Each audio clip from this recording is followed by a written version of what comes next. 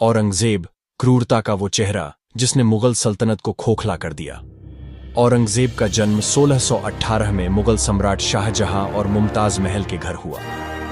बचपन से ही वह अपने भाइयों से अलग था, ज्यादा धार्मिक, सख्त स्वभाव का और सत्ता का भूखा। उसका ध्यान कभी कला, संगीत या मोहब्बत की तरफ नहीं गया। उसका सपना था सिर्फ गद्दी और कट्टर इस्लामी शासन। शाहजहां के 4 बेटे थे।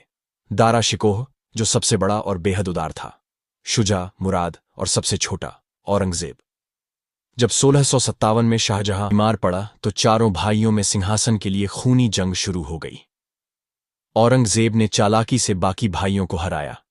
दारा शिकोह को मारकर उसका कटा सिर पिता शाहजहां के पास भिजवाया और खुद को आलमगीर घोषित करके गद्दी पर बैठ गया। उसने अपने ही पिता को आगरा के किले में कैद कर दिया, जो 8 साल तक वहीं बंद रहे, जब तक उनकी मौत नहीं हो गई। शासन में आते ही औरंगजेब ने मुगलों की उस सभ्यता और सहिष्णुता को खत्म कर दिया जिसे अकबर, जहांगीर और शाहजहां ने बनाया था। उसने हिंदुओं पर जजिया कर लगाया, जिसे अकबर ने हटाया था। हजारों मंदिरों को तुड़वाया, जिनमें काशी विश्वनाथ और मथुरा का प्रसिद्ध मंदिर भी शामिल था। उसने संगीत, चित्रकला, नृत्य को हराम बताया और दरबार से निकाल दिया। उसने मराठों, सिखों और राजपूतों से लगातार युद्ध किए और कई निर्दोषों का खून बहाया।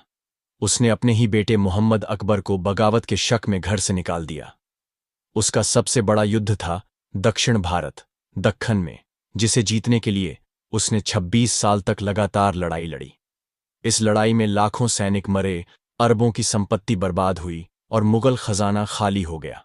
अंत में औरंगजेब बूढ़ा, थका और अकेला पड़ गया। 1707 में उसकी मौत हुई। कब्र पर खर्च किए पैसे भी उसकी जेब से नहीं थे, क्योंकि सल्तनत टूट चुकी थी। मोरल: जिसने सबको हराया वो अंत में खुद से हार गया।